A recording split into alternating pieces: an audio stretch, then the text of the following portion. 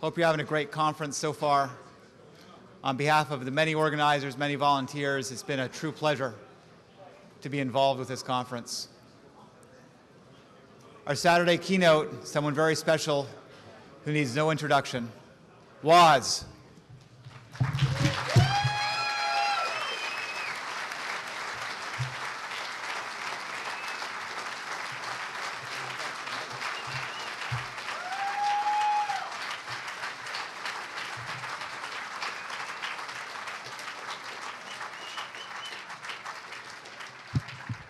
Delight to be here. This is the right place for me. I brought a Hacker t-shirt with me that had binary numbers with your hand with number 4 on the front, but oh well. You know, I kind of sorry I missed the lockpick session because it reminded me of a neat lockpick experience I had this year at my company. Somehow the alarm went off and the key to set, the right people were gone. The key to unlock it was in a locked cabinet. How are we going to unlock this cabinet? I said, oh, give me a paperclip. So took a paper clip and sat there with the screwdriver and first try, I got it. Yeah. And then I discovered it had been unlocked and I had just locked it. And then I sat there for half an hour and I couldn't get it open. Oh well, what would life be? First of all, yeah, anyone here from Homeland Security Division, raise your hand, or any other 3-letter agency?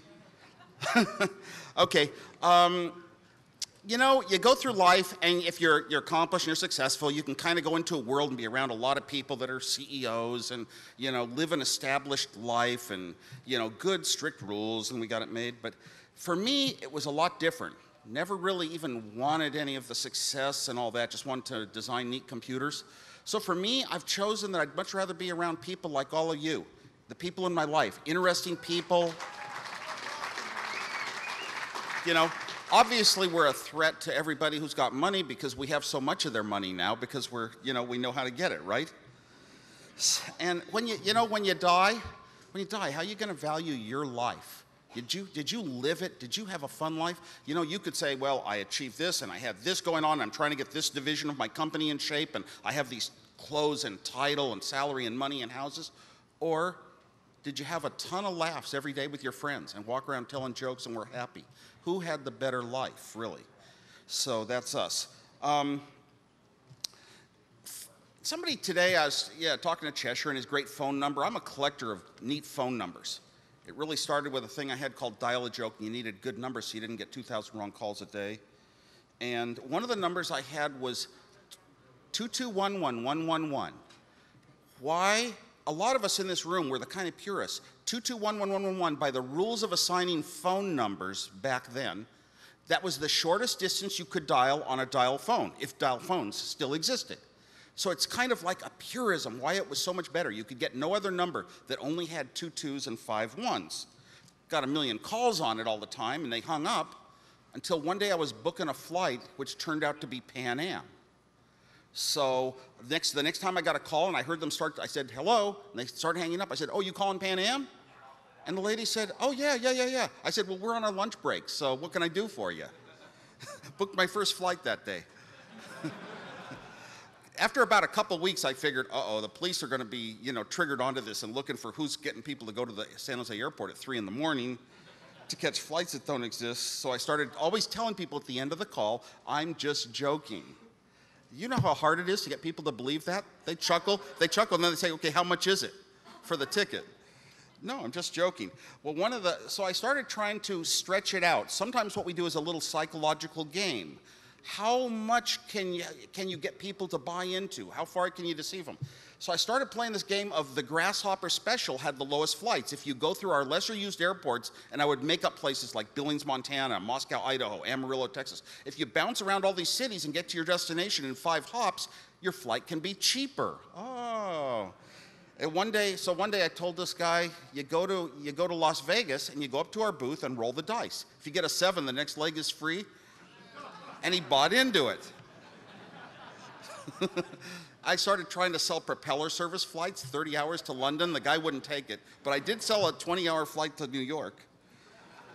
And so, you know, and And I got an awful lot of my good phone number stories. The one I like the best, well, my 888-888, but I used to get calls on the phone I use at night, and it was somehow this, if you forgot to dial 1 before the free 888 numbers, which eventually came into existence, if you dialed the service called Bored Housewives, you'd get my phone in bed at 2 in the morning. So what do? When a person calls you, and they're off on a different tangent than reality. They think they have called Bored Housewives, but they've really called Steve Wozniak. Well, what do? Their mind, to me, is in a creative state. Their mind has invented a story to me. And I want to see how far that creative state, you don't ever want to inhibit creativity, right? So the word to use is yes, whatever they say. You know, wrong numbers. Oh, I'm just a paramedic. I picked up this phone.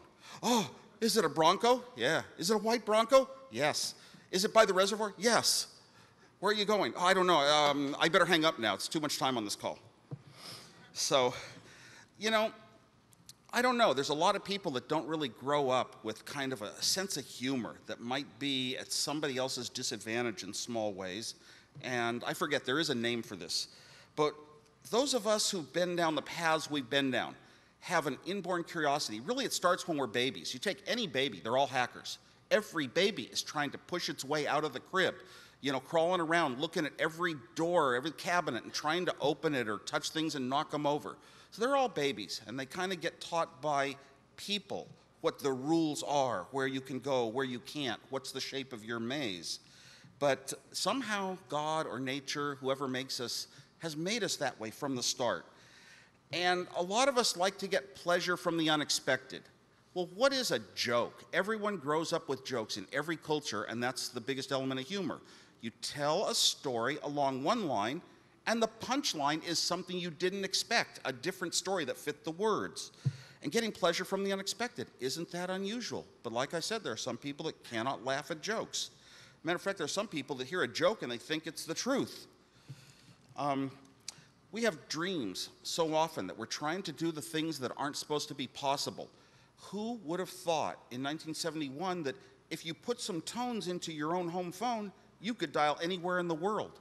In 1971, you couldn't reach the world. I mean, it was so expensive, nobody had much of the community outside their own local community, except maybe ham radio operators. Okay. But another thing is, you know, there's this element of what we're doing has some kind of learning, educational value. And it's largely because we're always trying to do the best. We're trying to outdo some other people. We're trying to find slip-ups they had in their code or things that they didn't think would work this way on a phone company. Searching and searching and searching. But it's really a way of saying, I did something more than someone else. I did the unexpected. So it's a way that we can somehow boast and socialize.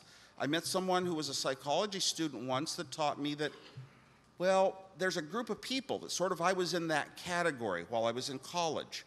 And they're kind of like socially backwards and out antisocial a bit. Or they don't communicate well. And to communicate, it comes out as antisocial behavior, little pranks and that sort of thing.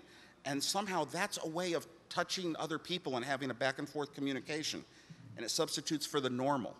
And you know, sometimes I think, gosh, I was so shy and quiet.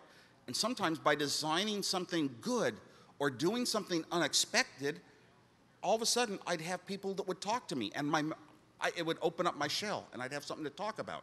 Maybe it was too techy at the time, but we really wouldn't have today's technology, the computers, the internet. We wouldn't be this advanced in the world if it weren't for basically people doing what's called hacking and what we hackers like to do.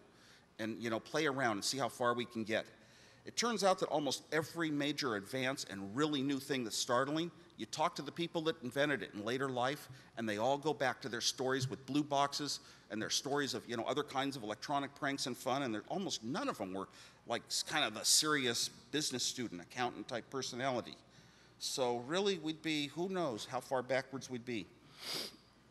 Well, you know, when I think back to my own self as a hacker, it's like all of the things that would motivate it. You know, nobody is really going to define what is a hacker, where does it come from. But there are psychological studies of what can motivate you. As a teacher, you find out that it's much less important the words that you use, than if you can inspire the kids to want to learn, make it interesting to them, make it fun, make them smile, make them, give them praise. They'll go back to the books and spend more time studying than they would have. And if you want to learn, you'll learn more than if you don't want to learn. That's much more important, is to motivate a student than to communicate content and information.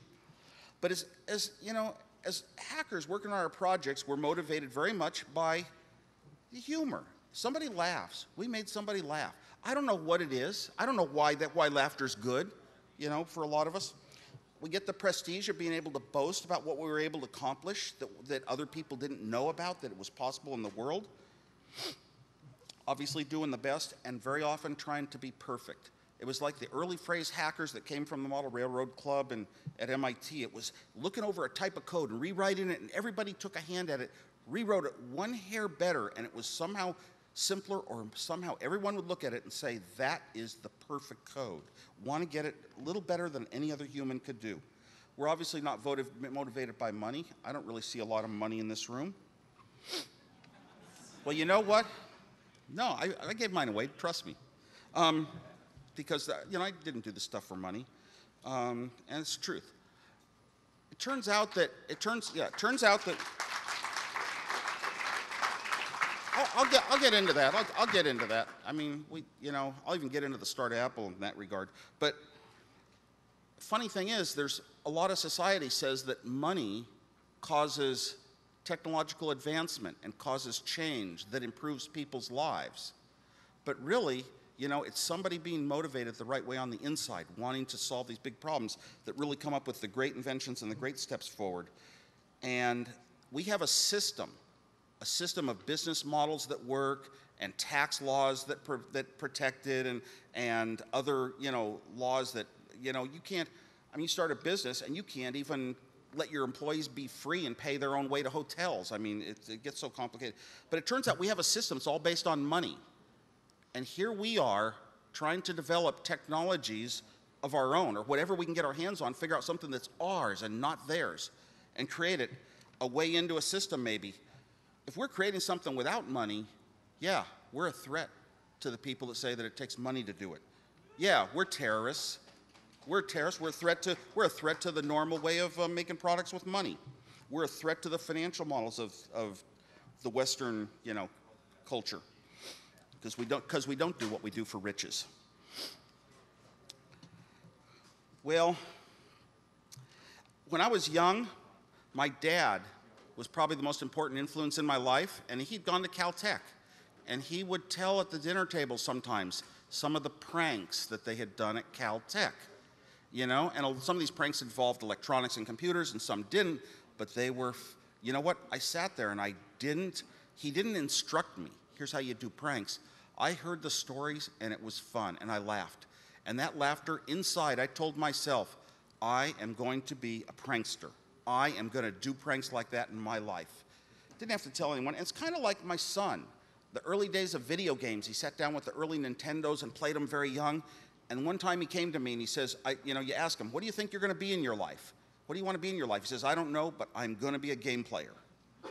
So it's kind of like you make these little commitments to yourself of what you're going to do and how you're going to be. And some of us manage to live up to those youthful ideals our whole lives. Well, what really pisses me off is when I try to tell a joke and then somebody thinks it's real. One of the first ones I tried, I took a little sign to a convention or a political event, and it said, ham radio operators of Sarah School unanimously support Richard Nixon for governor. It was a joke. I was the only ham radio operator in 6th grade. The flash bulbs all went off. They put my picture on the front page of the San Jose Mercury.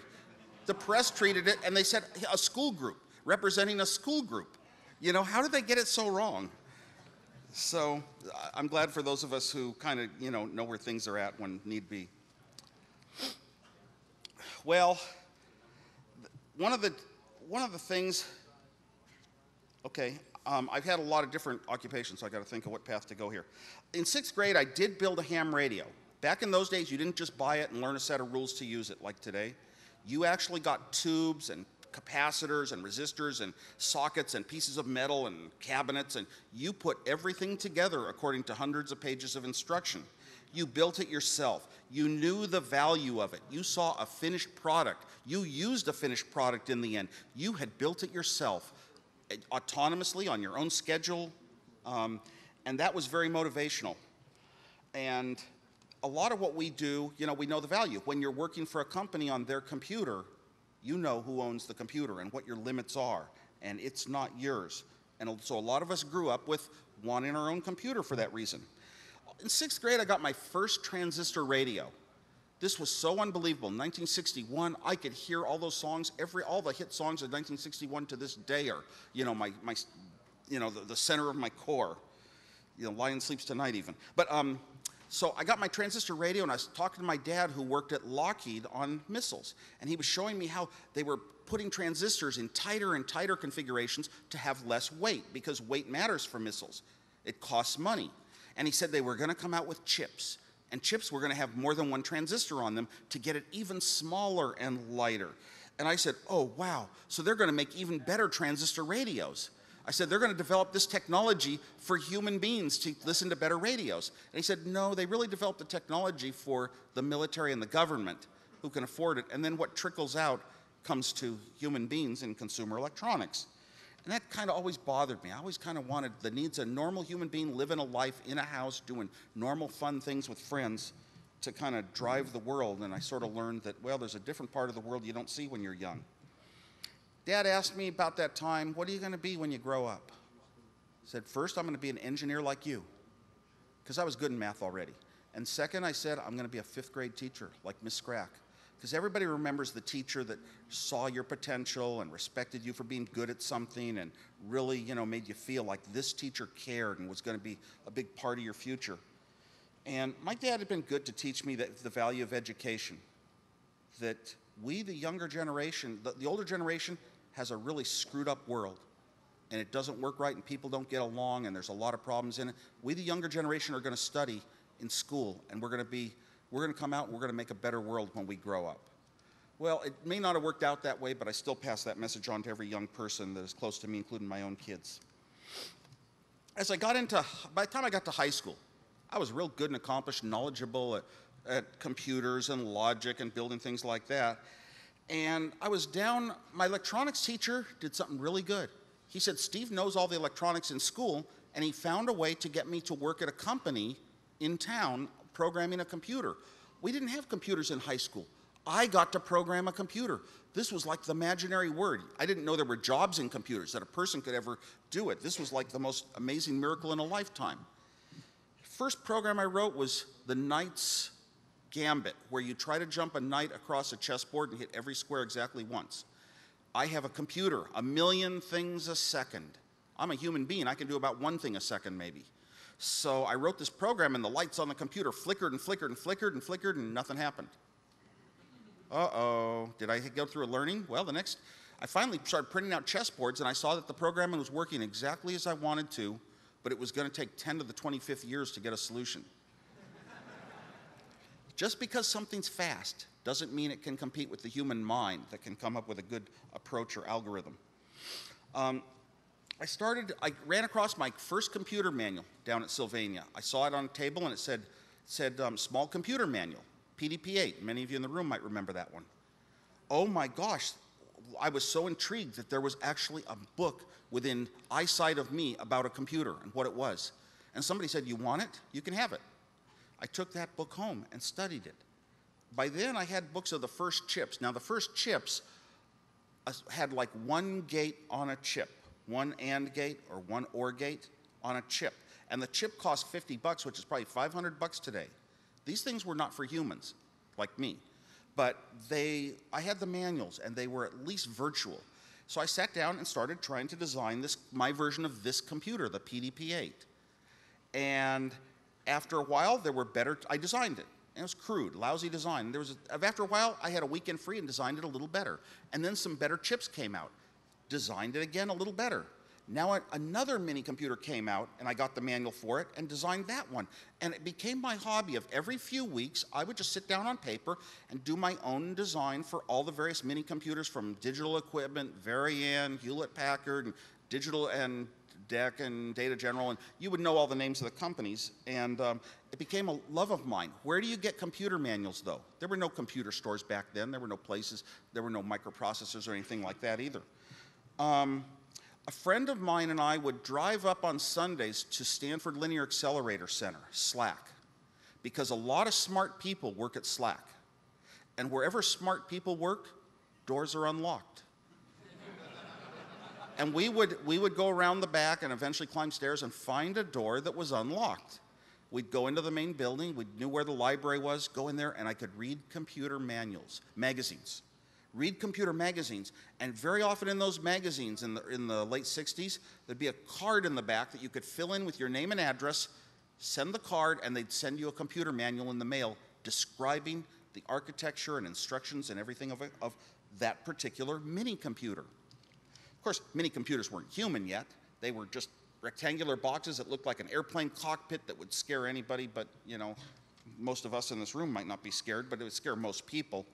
Kind of intimidating. But that became the love of my life. Finally, a computer got introduced called the Nova. Okay, and I was getting very good at these designs. What I did is every time I wanted to do something for fun on my own, well, I don't know, I didn't go miniature golfing usually and didn't have a lot of the other things to do. I'd sit down and design a computer again. How do you design the same computer over and over and over? You have to have a goal. So my goal became, I'm going to try to design it better than I did before. Use fewer chips, use fewer wires. And I got to where I got extremely good at these designs, to where I could design them in half the number of chips the companies that built the computers used. And that's what happens when you compete with yourself. The goal, the reward is in your own head. You know you've accomplished something. The reward isn't extrinsic where people can see you got a good salary, a good suit, a good title, a job, you know, all the things of prestige that people can see. No, you just know in your head that you did something you wanted to do and you did it well. Does that describe a lot of what we do here? Of course. I sat down to design this Data General Nova, and it was a strange instruction. Instead of 50 instructions, it had one instruction. And the one instruction broke 16 bits into a chunk of 2 bits and a chunk of 2 bits and a chunk of 3 bits and a chunk of 1 bit and a chunk of 2 bits, and they all had meaning. Well, I thought, this is a very, very strange computer. It is so unlike the ones before. And after a few months, I had a free weekend and sat down to design the Data General Nova. And I found out that my instruction register had 16 bits, and 2 wires went over to this chip for a selection, and 3 wires went over to that chip to choose an operation, and 2 for another selection, and another 1 more for a carry, and 2 for a shift. And I said, oh my gosh, I didn't have to put any circuitry in. I didn't have to put any smarts in. The design of the computer matched the chips. It was a one-on-one perfection. And the design came out to half as many chips as all the other mini computers.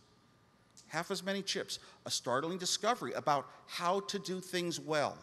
So when we're working very hard at something we want to achieve, you know, crack some code, find a mistake, find a way to use it, very often we force ourselves with such incredible hard labor no company could ever buy to come up with methods that are cleaner and purer and better than existed before of doing things in the world, techniques. Headed off to the University of Colorado my first year, and I built a little TV jammer.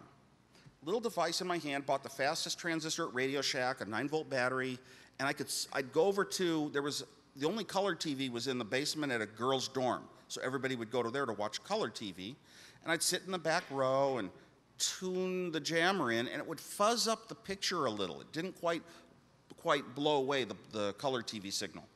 So the first time I ever did this, my friend in the front row, no planning or anything, he knew I had a jammer, whacked the TV, and I made the picture go perfect. And I sat there, you know, kind of smirking for a little while in the back. It's dark, you know. And so after a while, I jammed it again, and my friend hit it, and it went perfect. And it got to the point that he'd have to hit it a little harder in different places to actually get it to work. And one time he didn't hit it, somebody else went up and started hitting it. This was like, I should have gotten my degree in psychology. A lot of hacking is playing with other people, you know, and getting them to do strange things.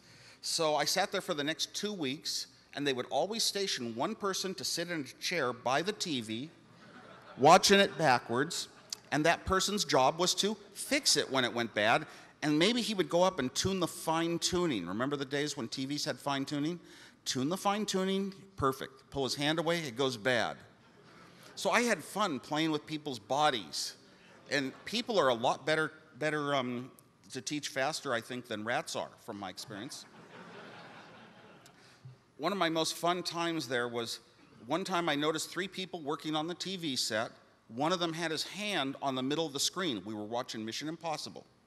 And his foot was up in the air on a chair, resting on a chair. So I made the picture go perfect. And then somebody said, okay, it's good now. So everybody relaxed. And the picture went bad when he took his hand off the screen. And somebody said, wait a minute, where were your bodies? Remember where your bodies were. And eventually, he put his hand back on the screen, and it went good. And he pulled it off, and it went bad. So with his hand on the screen, he now put his foot down from the chair onto the floor. And the picture went bad. And he put his foot back up on the chair, and it went good.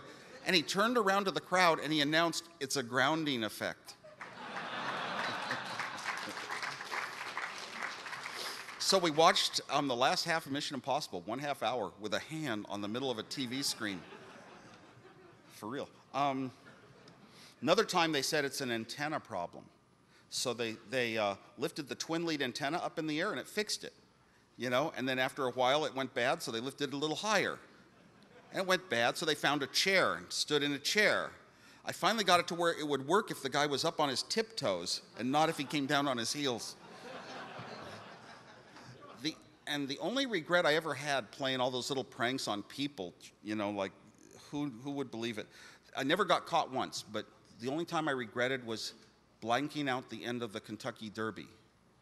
All of a sudden, what you think were normal college students became animals. They started getting chairs and whacking that TV and they went nuts. And that scared me. That one I would never want to confess to. So I loved technology, I loved computers. I took my first computer course at the University of Colorado. Computer classes weren't for undergraduates back then, only a very few schools. But I was an engineering student, so I was allowed to take even graduate courses. And I took my first computer class, very good class, talking about compilers and operating systems and input and output devices and languages and everything. Incredible lucky course. And I got an A+ in the course, but I got put on probation for computer abuse. Actually, they called it abuse of computer time, but turns out that I was on a computer and I could finally program, and I loved to program so much. I thought, I am going to write every program I can in the world. I'm just going to write program after program after program, and that was my life. That was all I wanted to do. Well, what do computers do? They calculate numbers. Where are numbers? Handbook of Chemistry and Physics. So I looked up a bunch of tables, you know, the Fibonacci numbers, the powers of 2, inverse powers of 2. I wrote 7 programs that would calculate tables of numbers. I'd run 7 programs and get 7 sets of outputs of 60 pages and 7 sets of punch cards to stick back in my deck so it would pick up on page 61, the next 60 pages, the next time. And I would run 7 programs times 3 times a day, times 60 pages each, piling up reams and reams of output in my dorm room. And dorm rooms are kind of small. And I was just so proud of this, and then they stopped my programs from running. I had to go visit the professor. He turned on a tape recorder, talked like I was out to get him. What do you mean? I'm a student, and I'm running programs. This isn't our class. I said, it's Fortran. It's a Fortran class. It's not our Fortran. He called the computer department in front of me. Turned out I had run the budget 5 times over. I didn't know they had budgets. I thought you're a student, you run computer programs. So I got trapped up in this budget system. The professor said, Mr. Wozniak should pay it. And this was more than tuition at the second most expensive out-of-state university in the country. So I didn't want my parents to know about that one. Didn't want to try and go back to that school, but actually the professor was getting out of paying, but they wouldn't have really ever billed me, but I was scared and thought they would. So the next year I went to De Anza College in Cupertino, and a friend of mine, I still wanted to program computers. I took courses that wouldn't even carry transfer credit to Berkeley. I just took courses on computers because I loved it and wanted to write better programs than anyone else in the class, and I did really well at that. A friend of mine came to me and said that he had a key to the computer room that he had made a copy of. So we would go down to the campus at midnight, unlock the doors. Larry would, he knew how to, he didn't program really, but he would start up the computer terminals, and we'd put a piece of blank paper on the terminal so it wouldn't leave a record for the school. It was an IBM 36040, and he would turn on the disk drives and turn on the printers, and this whole room of stuff comes on, and I would start running programs, cards through, you know, till 2, 3, 4 in the morning sometimes. And it was just one of those things you do. You got to be near a computer, no matter what. I don't know. We didn't hurt anyone. I don't know what we cost. But you know, you kind of have, you know, the real solution was, it was this curiosity. How does the world work? Just like that little baby. By the time I got to Berkeley, I had a great year. I programmed computers for a year as a work to earn money for Berkeley. And now I got to go to school with a car for my 3rd year of college. That was great to have a car and be the one to drive everybody to Tijuana on the weekends to buy firecrackers.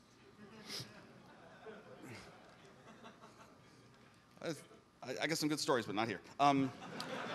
Well, pretty much it was funny at the end of the year to go up and down our hallway and just full of burn marks for the most part. And they never caught me for fireworks at school, but one time a guy up on the 4th floor above my room threw one out, and he threw them out the window, and he got caught. So they probably thought all of them were coming from him.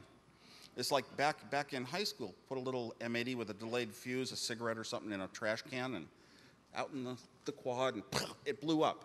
Oh man, the next day they were all upset. They shut the student quad and the student room for lunch. And another guy set off a firecracker that day in the same trash can, only he got caught.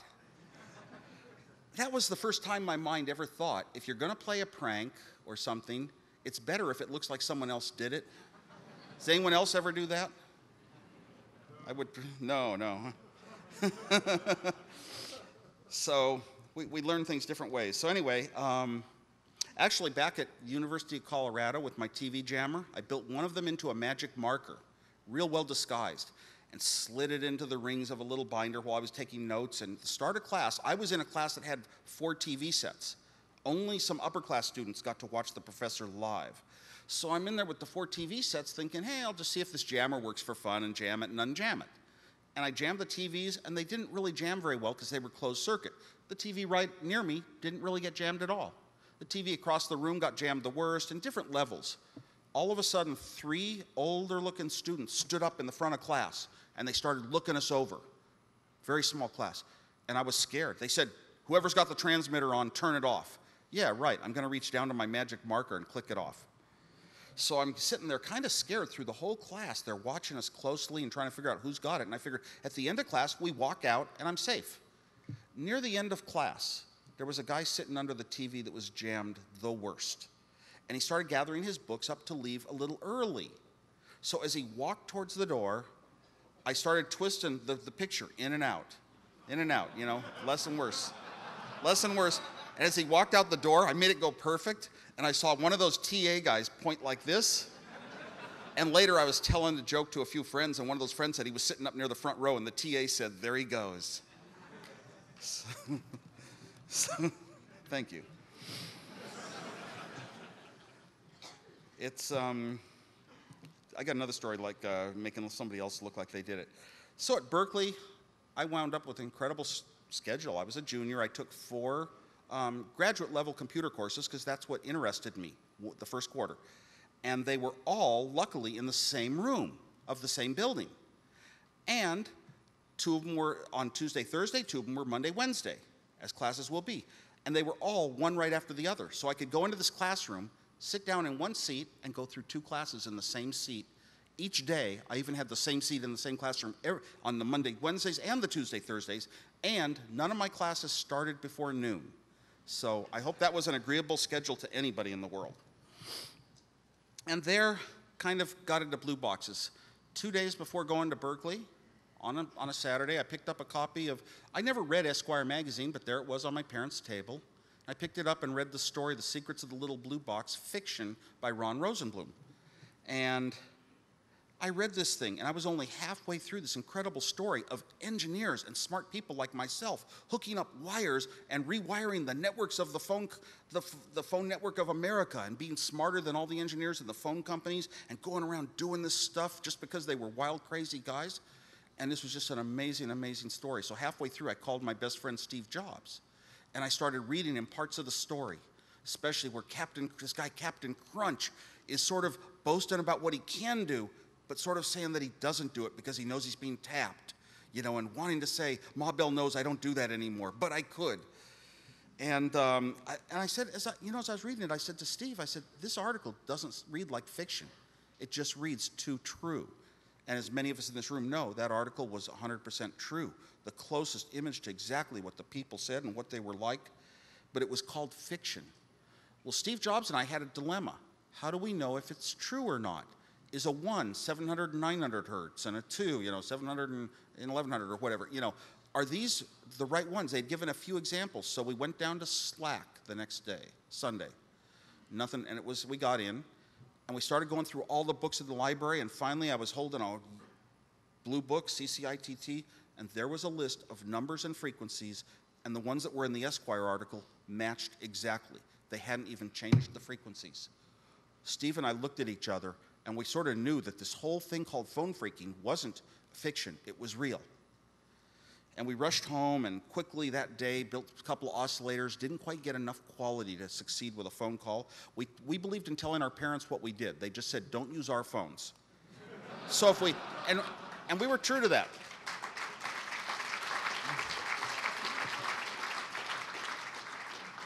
I had internal philosophy that if I believed something was somehow justified right enough for me to do, I could tell my parents. And good, it kept me from doing some really bad things. But I figured even in this blue box area, if I actually did it and got caught, I was young enough to get my wrist slapped. And that was the one time in my life I'd really be able to do something like this if it was real. Well, and oddly enough, by the time we actually finally got our first blue box call to work from Steve's house, we immediately drove up to Berkeley and never made another call from our own houses. We obeyed our parents' rule. So, they were willing to let us have some of our fun and explore these new things we were into, as long as we didn't quite do it, in a way that would impinge them. Well, after a while, I had developed this blue box, and I'll get into, we managed to meet the unknown Captain Crunch back then, which is very lucky. But after that, Steve Jobs came and he said, let's sell them. Everything I ever invented in my life, he'd come and say, let's sell it.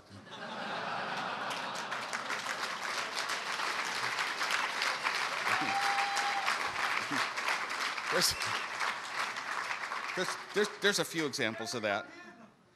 There's a few examples of that. And it was funny because we would actually sell them door to door in the dorms. How do you sell something door to door in the dorms if it's illegal?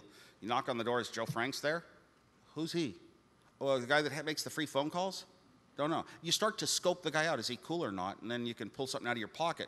One of these things. They say, oh, that's a blue box. I've heard about those. And you can say, well, get everybody you know who knows somebody in another country down here at 7 tonight. We'd show up with amplified speakers and tape recorders and tape the whole thing. And I was very shy, but for an hour and a half, I was master of ceremonies, explaining all the famous phone phreaks and the stories and what they could do and how amazing it was and the flaws in the phone system. And then we'd start making calls around the world, and you call the phone in the next room over, and you talk in one phone, you hear it a second later, and all these great, amazing things. But it really gave me like the first time in my life I was on a stage. So we had a lot of fun doing that. One time we tried to sell one to some guys in a pizza parlor, and they liked our demonstration in the back, but they didn't have the money to pay for it. So we went out to our car and got in it, and this guy came over and pointed a gun right in the car at Steve Jobs. He wanted the blue box. So he got the blue box real quick. However, he didn't know how to use it, so he gave us a phone number. We weren't super smart with phone numbers back then, but now we had a number, and occasionally we could call that number. Somebody would say, call another number. It's a payphone, and we'd talk to this guy, Charles, and he just wanted to pay us someday, but could we meet him somewhere and give him instructions on how to use it? So I was toying with one approach of telling him, instead of starting out with an 800 number, start out with an 808, so he'd get billed for every call. Or maybe telling him a way that would get him busted for sure.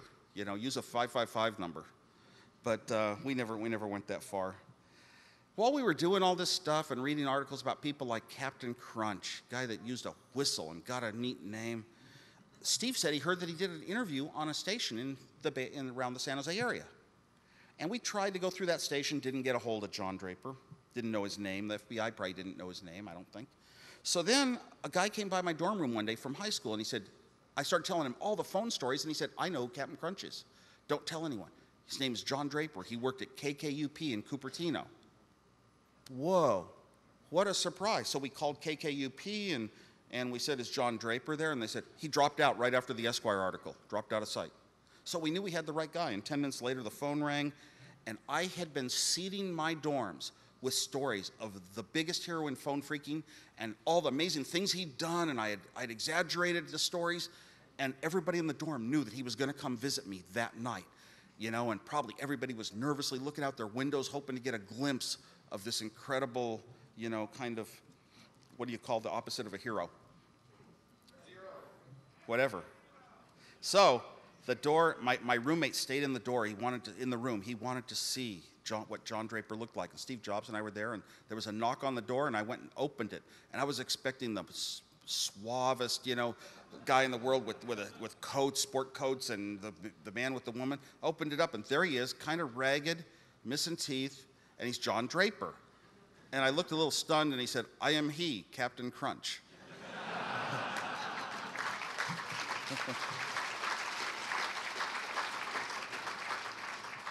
You know, some people had a boring night that night, and, you know, they have nothing that they can remember to this day to talk about. But, boy, you don't forget something like that.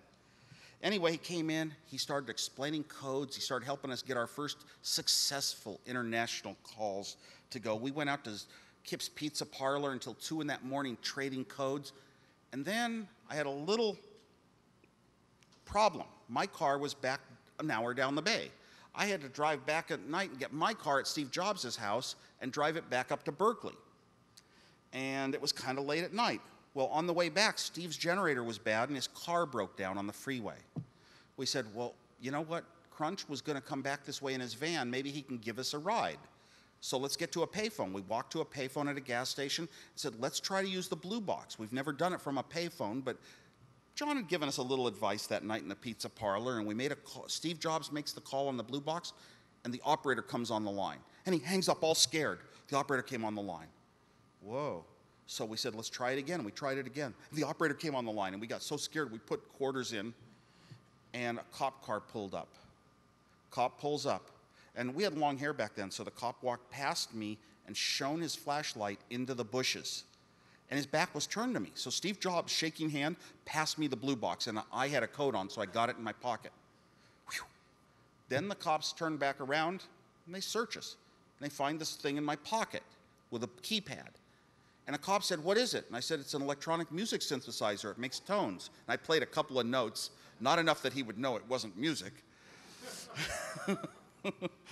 But this cop, you know, he's holding the blue box. He says, what's the orange button for? And Steve Jobs said, that's for calibration. The cops, you know, this is our story. Second cop came up.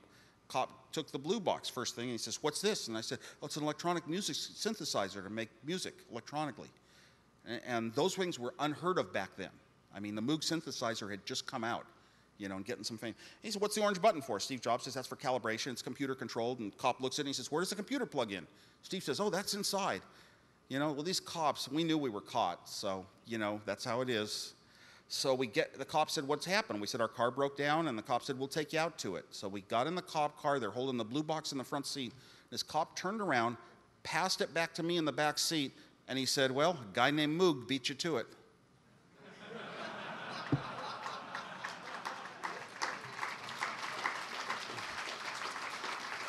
Sometimes you can't write a story as what really happens. That was the night we met Captain Crunch. Of course, I finally got home. I ride with John Draper, and I drove back to Berkeley in about 3 or 4 in the morning, fell asleep, totaled my car, no collision insurance, lost my whole car, everything.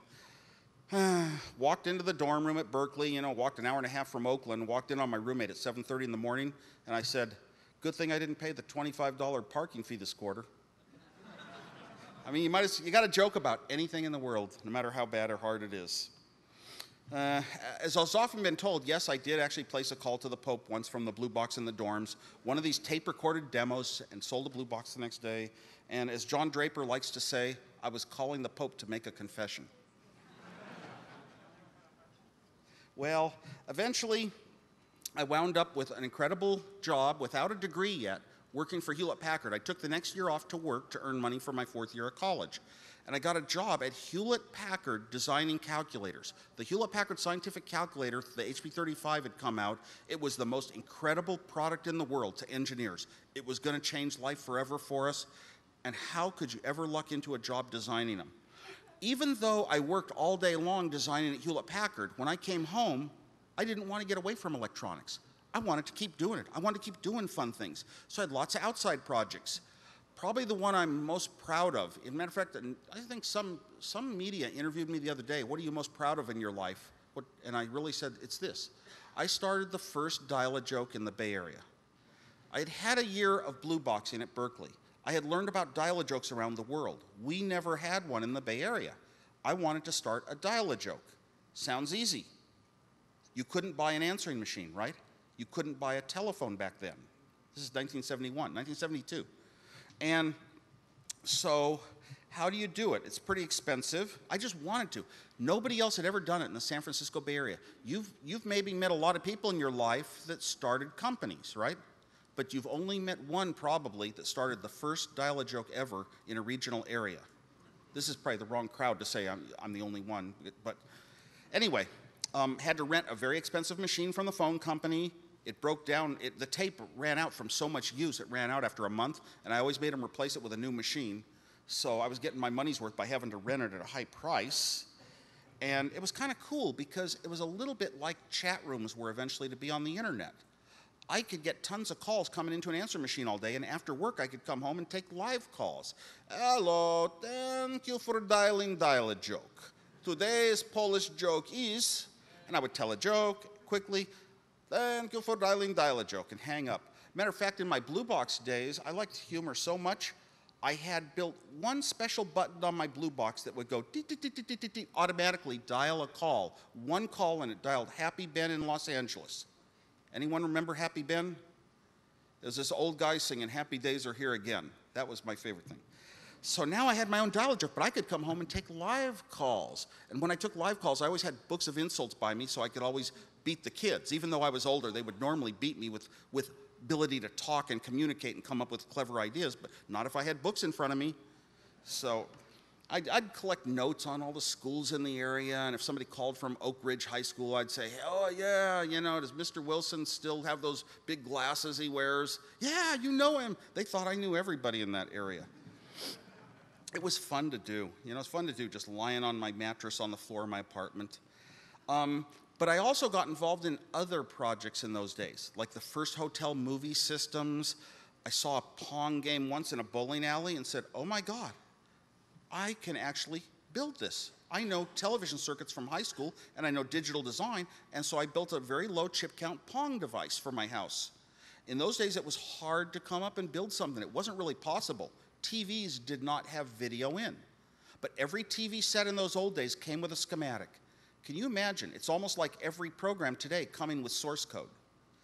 Every TV had a schematic. So you could go figure out where to tap a video signal in and what little transistor interface to make it right, and send your video into your home TV.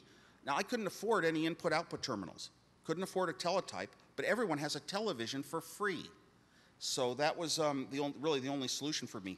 And I got my Pong done, and it was pretty good, and I did other like home pinball games, and I was into the fun things you can make with electronics. The earliest VCR. What was the earliest consumer VCR? A lot of people might say it was Sony Betamax, but there was one before Betamax, and it was from the United States. Nope, Cartravision. Probably not many people know about it. They had a big, huge PC board that was the spinning motor itself. The parts of it were on the PC board. And it was a big helical scan deal, but you had cartridges, you shoved them in. The company went bankrupt right away, and there were like 8,000 of these units available for $60 each. So we Hewlett-Packard engineers would go down and buy them and look at the schematics and figure them out and make them work, and they actually work. Color VCRs for $60 in 1974-ish. Pretty amazing. So electronics was so much a part of my life. Inside the company of Hewlett-Packard, outside the company. One time when I was taking jokes on Dial-A-Joke, I actually met, I was kind of one of those guys that would never quite really be able to meet a girl the right way to ever have a girlfriend. And I met somebody on Dial-A-Joke where I was kind of anonymous and wound up marrying her. So I even met my first wife there. So I'm very thankful for those sort of things. Eventually, I couldn't make any money. I couldn't afford it. So I said, all these 2,000 people a day are calling. Why don't I ask them for money? Post Office Box 67, Cupertino, California. And these kids sent in money, lots of them. But nobody even sent in a dollar bill except once. And so in 3 months, I got $11 in coins. That was all. So it was sad. I finally had to stop Dial-A-Joke. As I ran it, humor changes throughout time. What's good, what's allowed, what's okay. We didn't have political correctness yet, but I told Polish jokes. Well, there are Polish societies. The Polish American Congress Incorporated is a company, and they support Polish people. 12 years later, of course, I was to get their highest distinction, their Heritage Award, but at this point in time, the popular jokes of the United States were Polish jokes, and I was telling them. So they threatened me with a lawsuit for maligning people of Polish descent. Oh my gosh, I thought, I'm Polish. These are jokes. We're not serious. So I went on and made a joke that day. I said, hey, the Polish American Congress Incorporated doesn't like our jokes, Polish jokes. Why don't you call them up and tell them what they're full of? Well, and I gave them a phone number. So that might have amounted to thousands of calls. Anyway, the next letter from their lawyer accused me of malicious and obscene phone calls, so I guess those kids didn't quite understand what I meant. I meant to just tell them that they're funny, we like them. So I talked to their lawyer and I said, or their president, and I said, well, what if I change the jokes to Italian jokes? And he said, that's fine. This is before political correctness. And the whole idea was a joke makes a person look bad, right? A certain class of people gets you a stereotype. Well, I told a joke at a University of Colorado engineering graduation once that was an example of what, it's hard to even tell. And the joke was, what do you call 4 Mexicans in quicksand? Cuatro cinco. It's a play on words. It's a cute little play on words. I offended so many people that night. Seriously, I did. I got really, horrible things said to me. So, I don't know. To me, how do you measure life? Happiness equals smiles minus frowns? Maybe. Well, eventually, I got a call or something from an old friend, John Draper. I liked to go visit John every few months. He wasn't a close friend. He was a little strange, but he had great stories of if you tap the hook switch at this exact time between the 2-click or the 3-click section, you can somehow get the operator to come on and get free calls. He had method after method after method. If you go to this one payphone in Los Altos after 6 p.m. at night, instead of calling 611, it puts it on a machine that starts clicking out 298 something, a San Jose number for telephone repair. But you can start tapping out your own New York number instead from a little machine on the phone. He had all these amazing things. Once told me a code to tap into phone lines.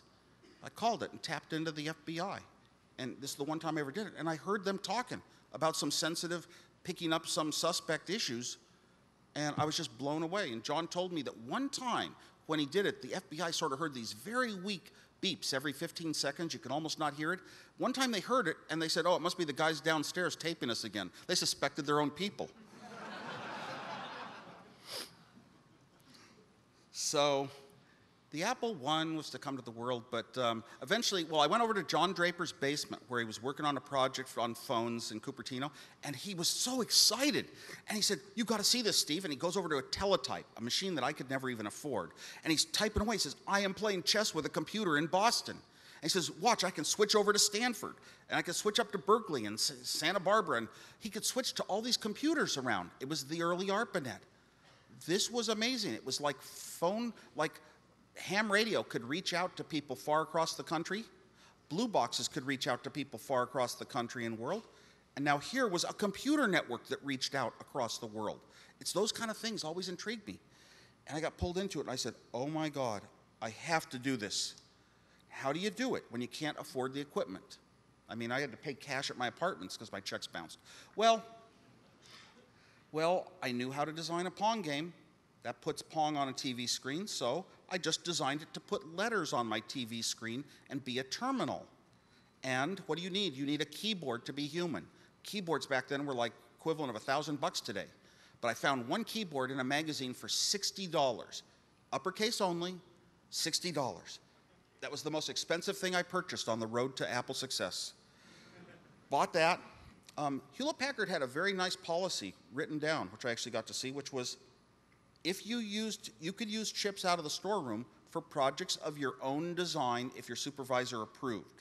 So I had access to chips. And this keyboard for $60 made the whole thing go, a little interface chip. Got my terminal working, I built a modem, and I could call a number at Stanford, and I would talk to all these computers. I almost never did it. There wasn't really anything I wanted to use the computers for, but it was neat to have been able to do it. It was just from that hacking spirit and telling other people what an incredible, amazing thing you can do that almost anybody in the world wouldn't even know about or think is possible. And then a friend called up and he said, Steve, a club is starting up. And it's for people who build terminals and things. And it was very lucky that Alan said that, because if he had said it's a microprocessor club, I would have said, I'm not going, I don't know anything about microprocessors. I had really dropped my computer and stuff since working at Hewlett-Packard. But he said it's for people with terminals, and I thought, well, if I go with something I've done, I've built a terminal, I can always communicate, because I can talk about what I've done easier than anything else. I went to this meeting and I was shocked. They were all talking about microprocessors, little computers with faceplates that looked like airplane cockpits, and pictures on magazines and people who'd gone to the companies, and everybody was going to build these microprocessors. And I felt really dumb. All I had was a terminal that worked on my home TV. And I'd pass out the schematics to anybody who wanted. But I took home a data sheet for what a microprocessor was and astounded myself. This microprocessor is just like the mini computers I designed back in high school. Oh my God, it's the same thing. It's on a chip. Okay, when I was at the end of high school, I told my dad, someday in my life, I'm gonna have a 4K Nova, because it can run Fortran. 4K can run Fortran. I'm gonna have a 4K Nova, and he said, Steve, costs as much as a house. And I said, well, I'm gonna live in an apartment. Someday I'm gonna have a mini computer. Now I realize with these microprocessors, I was actually gonna be able to afford a real computer of my own design maybe, and started thinking that way. Didn't have enough money to buy anything right away. Microprocessor, $400, way too expensive. Hewlett-Packard, microprocessor, $40 as an employee. That was going to be my road.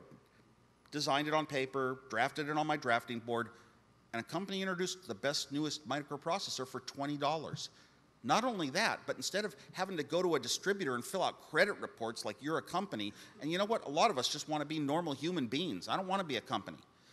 Instead of filling out these weird things like you're a company, you just go and pay them $20 at a show in San Francisco called WestCon, and they give you a microprocessor chip. Oh man, I went and bought a few chips. So did a lot of other people in our homebrew computer club.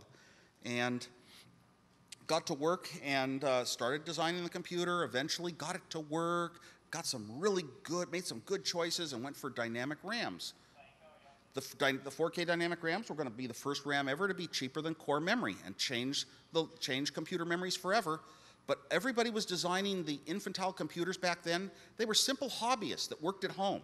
And they were designing with static RAMs because you can take the address pin of a microprocessor and connect a wire to the address pin of a chip.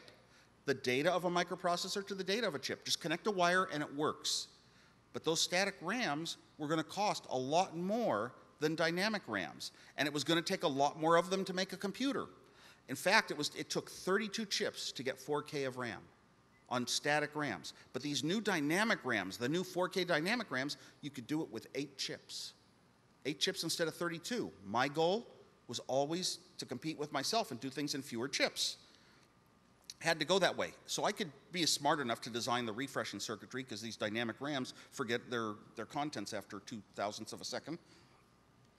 And that was a good decision. So things started looking good. I had this Apple I computer finally built and working. And instead of having a faceplate that looked like an airplane cockpit, it had a keyboard that looked human. And really, that was suggested more than anything else to me by 2 things. I had built the faceplate computer. I'd gotten some chips and built one 5 years before. And I worked at Hewlett-Packard. Our calculators had a human keyboard. How does a human keyboard work? a program runs saying, are you pressing a key? If you press the 5 key, the program says a key got pressed. I figure out it's a 5 key. I go and run the programs and stick a 5 in the display, and I quit. Now I go back and say, is a key being pressed? So a Hewlett-Packard calculator just said they had a program watching for you to press keys and then did what the key should do. So I wrote a little program for my keyboard that I could now type on a human keyboard. Okay, and I was a good typist, and I could actually type data into the computer so much faster than toggling a bunch of lights into the right 100101110 address, push a button and it puts it in the address register. 1010111, pop it into data, and it was so miserable to imagine those other computers that other people were getting popular about in the hobby sphere. I wanted something that I could really use, and most of all, you had to use it for games.